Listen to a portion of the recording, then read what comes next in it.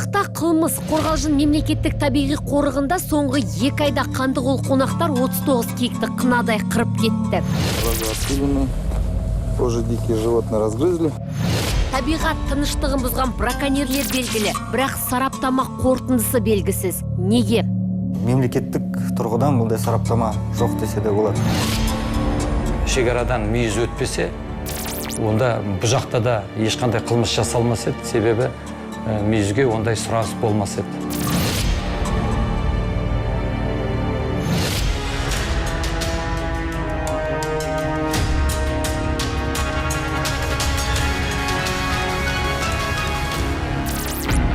Давайте усилим тоже в моржах, ладно? Там снега очень мало, по идее, там даже снегоходы не нужны.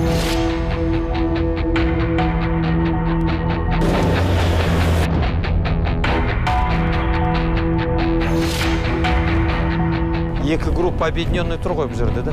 Бір группа на усиление, бір группа основная производит охранную деятельность. Қанша киік жүр төңіректе біз? Ақмола облысында. Төңіректе Ақмола облысында 5000-ға тақау киік жүр. Охотзапром мекемесінің орталық филиалы күшейтілген жұмыс кестесіне көшті. Себебі қорық жағалаған Қандығол қонақтар көбейген. Дала жануарлар үшін ең қорғансыз мезгіл қыста қару асынған қарақшылар күшіне мінеді. Күйіктен кейін әлсіреген киікті қаршаналарымен қуып жетіп атуда. Соңғы кезде браконьерлердің бассыздығы шектен шықты. Ерекше қорғаудағы қорық территориясында 2 айда 39 киікті жайратып тастаған. Даланы қан састыққан оқиға Қарағанды облысы Нұра ауданының территориясында тіркелді. В ходе рейда были обнаружены следы по следам. По следам уехали, обнаружили первую тушу сайги. Далее, распутав следы, начали преследование. Преследовать по следам. Ближе к Акмолинской территории, выйдя на связь и на рацию, связались с Акмолинским ОП. Акмолинское ОП на связь, Акмолинское ОП. Охотзапром Акмолинского ОП на связи. Старший группы Карагандинская, Сибирский, к вам направляется машина браконьеров.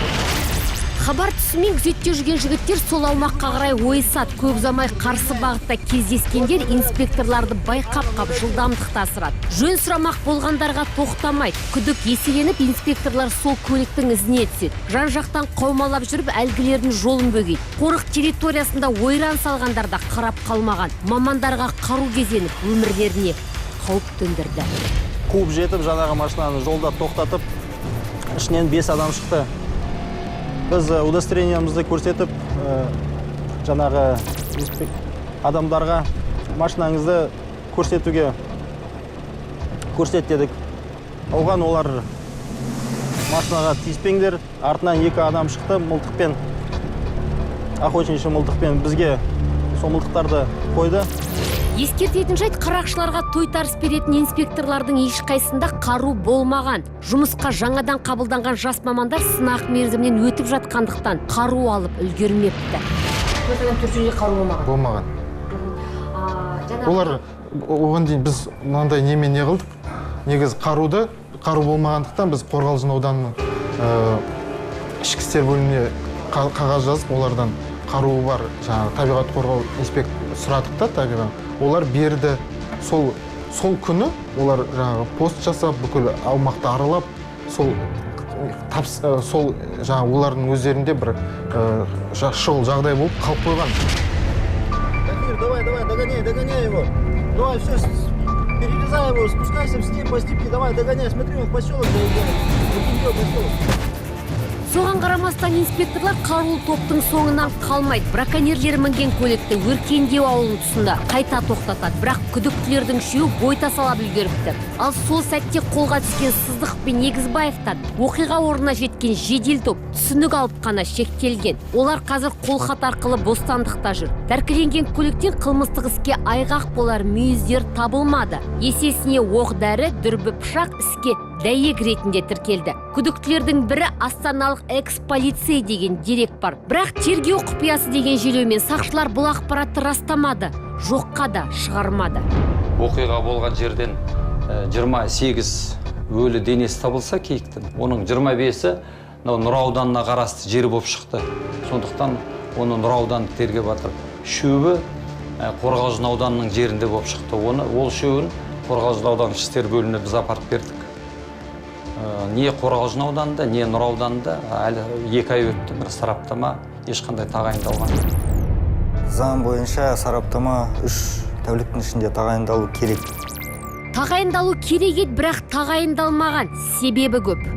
Бұл сараптамаға бір талай сұрақтар бар. Яғни бұл сараптаманың атауы сот ветеринарлық сараптама деп аталады. Ал біздің елімізде негізі бұл сараптама мемлекет көлемінен қарастырылмаған. Осылайша сараптама тараптарды сергелденге салуда. Инспекторлар іс сағызша созылса, қылмыскерлер жазадан сытылып кетеді деп қауіптенеді. Ал полиция сараптама жасауға лицензиясы бар жеке кәсіпкерге қаржы төлеу мәселесі қолды байлайды деп отыр. Тілге тиек етер жайт, 28 киіктің өлексесіне сараптама тек 45 күннен кейін ғана тағайындалған. Бұл дегеніңіз 1,5 ай. Сот биологиялық осы киіктің өлексесіне байланысты келтірілген мемлекеттік шығын, залал көлемі бәрі қазір сот ветеринарлық сараптамасы қорытындысын алғаннан кейін біз келесілі осыларды тағайындаймыз. Себебі біз биология тағайындау үшін биологиялық сараптама бізге нақты дәлелдеме керек. Бұл табылған өліксе киіктікі, оның қаны осындай, жүні осындай. Білеміз, жезқазғанда бір ветеринарлық сараптама жасайтын бір адам бар. Жаңағындай заңды түрде лицензия алған, бірақ Жезқазғандан біздің кейбір арқарларымыздың денесі жаңағы үйдің малы, қой, ешкі деп өткен жағдайлар бар. Басқа жаңағы киіктеріміз жаңағы тағы да ит болып өткен. Озық технологияларды меңгерген адам техникаға тіл бітіріп Марсты зерттеп жатыр. Инновация дәуірінде кей сарапшылардың киіктен қойды, ешкіден итті ажырата алмауы ақылға сыймайды. Президент Қазақстанды дамыған 30 елдің қатарына қосамыз деген меже қойды. Стратегиялық жоспар да бар. Соған қарамастан сараптама саласы кенжелеп қалған. Құды бір тас дәуірінде өмір сүріп жатқандай. Бір ғана мысал, мына таспада қарулы адамның киікке оқ атқаны тайға таңба басқандай көрініп тұр. Соған қарамастан сараптама жануардың түрін анықтау мүмкін емес деген тоқтам жасапты. Түз жануарын үй жануарынан айыра алмаған маман не біліксіз, не соқыр. Алайда бағасын берер біз емес прокуратура. Бірақ әзірге пәрмені күшті органның сараптама қорытындысынан наразылық танытып, сотта сазайын бергенін естімедік. Осындай сорақылықтардың кесірінен көптеген қылмыстық істер сотқа жетпейді. Іс бітті, қу кеттінің кері. Демек инспекторлардың да, полицияның да жұмысын бір тілім қағаз жоққа шығарады. Тек Нұра ауданында 2016 жылы 6 қылмыстық іс қозғалды. Соның 2-і ғана сотқа жеткен. Ал былтыр 4 іс қозғалыпты. Экспертизалар бізде тәжірибе көрсеткенде ұзаққа созылып кетеді. Яғни уақытылы жасалмайды. Уақытылы жасалмағаннан кейін, білесіз, әкімшілік кодекс бойынша 6 айдан асып кетсе, бұл істер жабылып жатады. Республика бойынша былтыр киікті заңсыз атудың 58 фактісі тіркелді. 470 туша тәркіленген. Қазақ-Қытай шекарасында 12 мың мүйізді алып өтпек болғандардың жол кесілді. Бұл тек ресми статистика. Көлеңкелі кәсіптің көрігін қыздырып жүргендер сапында. Бай да, жарлы да бар. Бірі тойып, енді бірі тоңып секіреді. Ескертуді елемейді, сондықтан комитет киіктерді сақтап қорғау жұмыстарына қоғамды тартуда.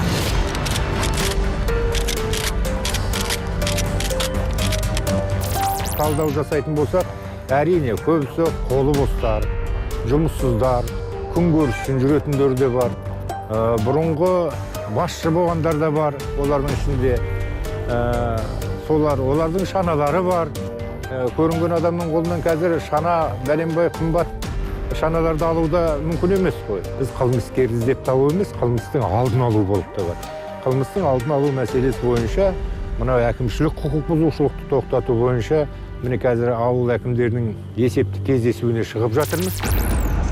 Қазақстан Республикасы қылмыстық кодексінің 337-ші бабы. Ерекше қорғалатын табиғи аумақтарда немесе төтенше экологиялық ахуал аумақтарында жануарлардың сирек кездесетін және құрып кету қаупі төнген түрлеріне, сондай-ақ пайдалануға тыйым салынған жануарларға қатысты адам өзінің қызмет бабын пайдалана отырып, ірі залал келтіре отырып жасалған іс-әрекеттер белгілі бір лауазымдарды атқару немесе белгілі бір қызметпен айналысу құқығынан 3 жылға дейінгі мерзімге айыра отырып 5000 айлық есептік көрсеткішке дейінгі мөлшерде айыппұл салуға, не сол мөлшерде түзеу жұмыстарына, не 5 жылға дейінгі мерзімге бас бостандығынан шектеуге, не сол мерзімге бас бостандығынан айыруға жазаланады. Елімізде киік саны 150 мыңға жетті. Бұл үкіметтің жоғалып бара жатқан жануарды қорғауға қатысты қаулысының күші. Бөкендерді сақтап, басын көбейтуге бағытталған бағдарлама да бар. Киелі жануарды атуға тыйым салатын бұйрықтың мерзімі 2020 жылға дейін ұзартылды. Түз жануарын қорғауды Охотзоопром мекемесіне міндеттеген мемлекет материалдық техникалық базаны күшейтті. Қылмыскерді шен-шекпеніне қарамай құрықтауға пәрмен берді. Бұлар елдің шетінде, желдің өтінде уақытпен санаспайды. Тек торға түскен қылмыскерлерден тәркіленетін туша мүйіздердің сотқа жетпей жоғалып кететіні қынжылтады. Жақында парламент мінберінен вице-министр айылын жимай отырған браконьерлерге жазаны күшейтуді сұрады. Былтыр Ақтөбе облысы Ырғыз аудандық соты ерекше қорғалатын табиғи аумақта заңсыз киік атқандарды соттады. Ұйымдасқан топ Ырғыз Торғай табиғи резерватында 19 бас киікті жайратып тастаған. Мемлекетке келген шығын 77 миллион 599 мың 800 теңге. Сот процесі кезінде айыпталушылар түрлі сылтау айтып, ақтауды сұрады. Бірақ қылмыстарын дәлелдейтін айғақты алға тартқан судья оларды Қазақстан Республикасы қылмыстық кодексінің 337-ші бабы 5-ші бөлігімен кінәлі деп тапты. Браконьерлердің екеуі 3 жылға, ал қалған екеуі 4 жылға сотталды. Жоғалып бара жатқан жануарларды жеке басының пайда үшін атқандардың ісі осылай сотқа жетіп, күдіктілер бас бостандықтарынан айырылса, өзгелерге сабақ болар ма еді? Бірақ әзірге дәлел жеткіліксіз деген желеумен көптеген қылмыстық істер сотқа жетпей, қысқартылып кетуде. Біз даланы киікті бағып отырсақ, олар бізді бағады. Біз қай жерге барамыз, қай жерден шығамыз, енді жол біреу ғой енді. Біреулердің жаңағы көрген несін жаңа жерден өттім, жерден өттіп, сонда бір информация жинайды да, сол кезде біз барған жерге, олар біз енді жүрген жерде олар жүрмейді. Жаздың уақыттарында жаңағы жердің қаттығы, жерінде жаңағы шипы дегендер бар, жаңағы анау үшкір, өткір жаңағы дөңгелектің астынан тастайды. Сосын жаңағы снегоходпен жүрген кезде жаңағы тығылады, бір қыр нелердің арасынан тығылып кетеді, тығылып қашады. Ноябрьда болған оқиға әлі іс сотқа жеткен жоқ. Ол істің не отқаны әлі белгісіз. Жаңағы браконьерлар әлі жазаға келтірген жоқ. Әділетсіз деп ойлаймын. Биыл жыл басталмай жатып, қорық территориясында тағы да оқ атылды.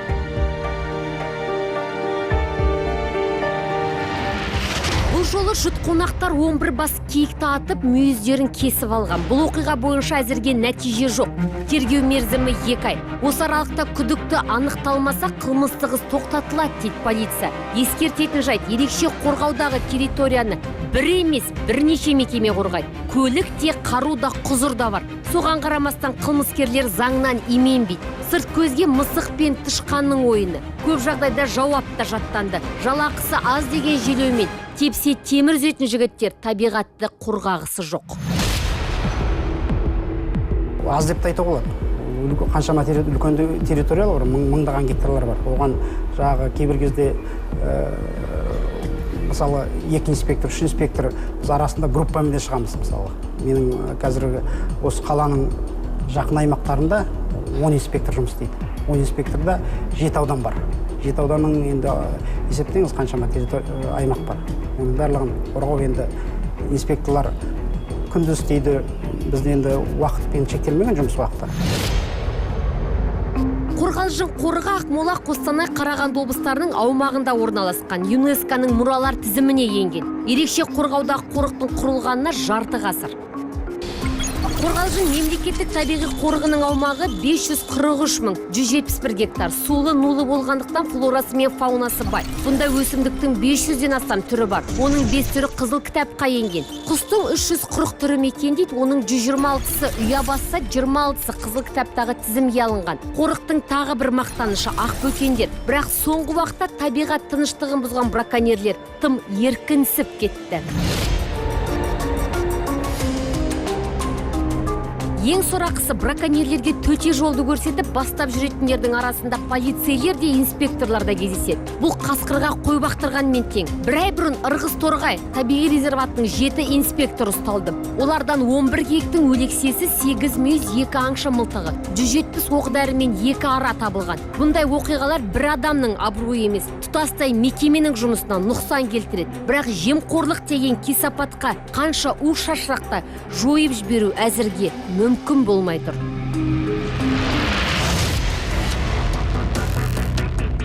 Заңсыз аңшылықты қылмыс деп емес, кәсіп деп білетіндердің дүние мүлкі тәркіленіп, аукцион арқылы саудаға шығып келді. Министрлік сол техниканы қорлағандардан қорғайтындарға беруді ұсынады. Жаңалықтың тағы бірі киік атқандарға салынатын айыппұлдың мөлшері өсті. Киікті заңсыз аулағандар бұрын 200 айлық есептік көрсеткіші мөлшерінде айыппұл төлесе, енді ол 350-ге өскен. Қылмыс қорықта жасалса, айыппұл мөлшері де еселенеді.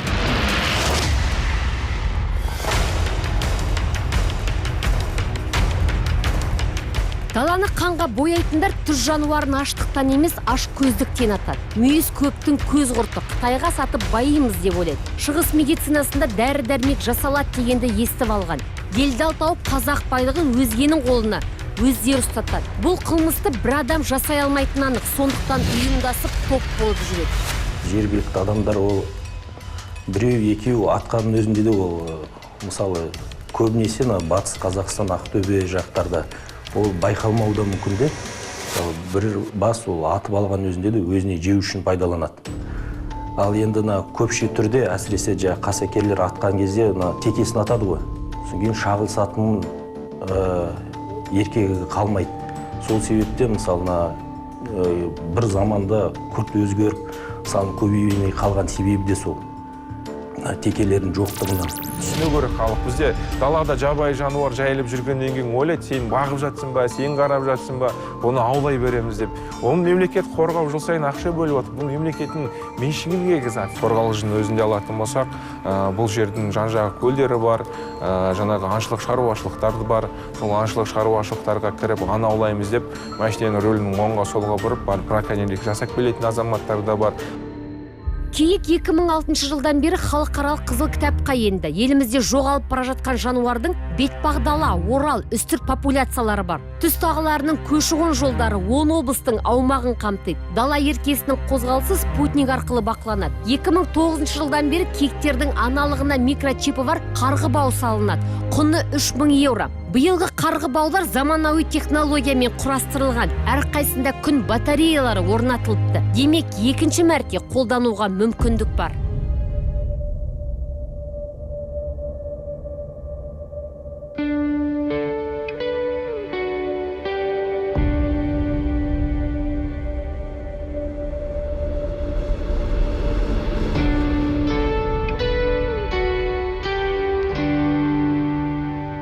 Киік өсім талаң.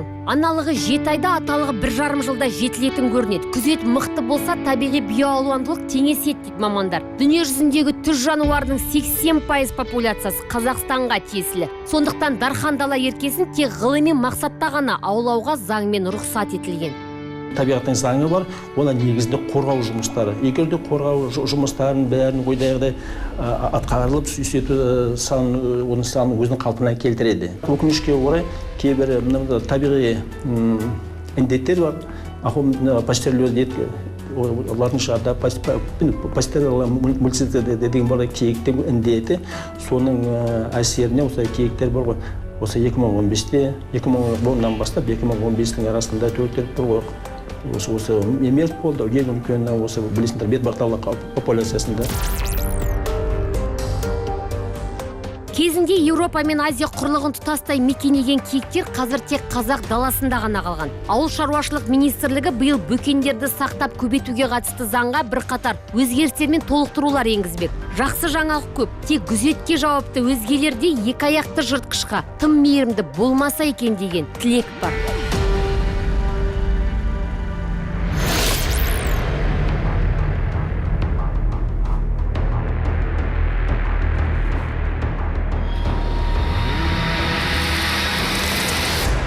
Браконьерлерді ұстап заңға тапсырған инспекторлар кезекті жорықтарын аттанды. Ал Нұра ауданындағы жағдай аудан әкімінің бақылауында.